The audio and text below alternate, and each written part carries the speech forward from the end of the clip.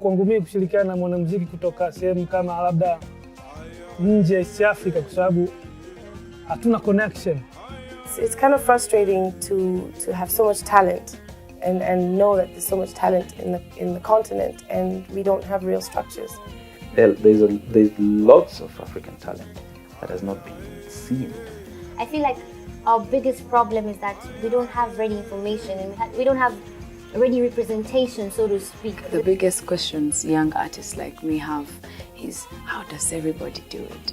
You know, how do they make it up there? How do they get the person in the US to know about them and the person in South Africa to know about them? Because there are so many people out there who have beautiful content. The challenge that most of the artists are facing, or arts academics or scholars are facing, that when they talk about African music, you realize that whatever you read about it is written by some old folks who've been living in Africa for some years, and they experienced this and they had some love for music and they learned a few instruments, and then they take that to Europe and this is it. Nowadays it's so important for us as musicians, as artists to really have what we call an online presence, because like we said, it's become the in thing. Nafikiri ni muhimu kwa wasanii kuji-engage kwenye platforms za mtandao, kuweka information zao, kuweka muziki wao, kwa sababu sio watu wote watasikiza radio, sio watu wote wataangalia TV.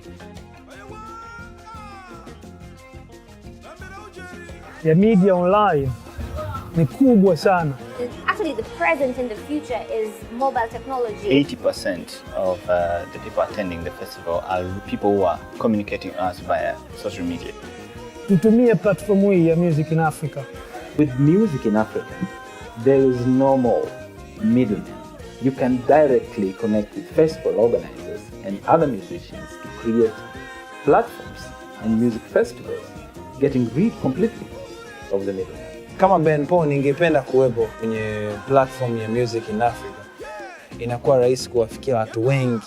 So Music in Africa is a good thing because it plays a role of connecting you with others even before you meet them.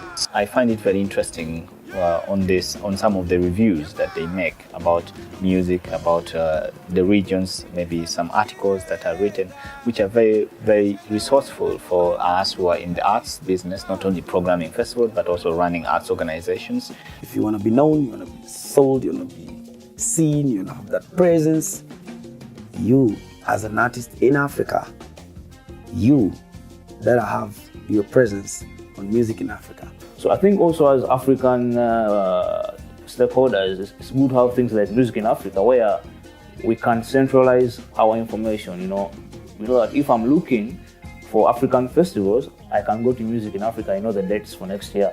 When I'm looking for the next music market, when I go to Music in Africa, I'll see if I'm looking for a job as a professional, if I'm looking to be a sound man in a festival, if I want to be a producer in a studio somewhere, these jobs are listed.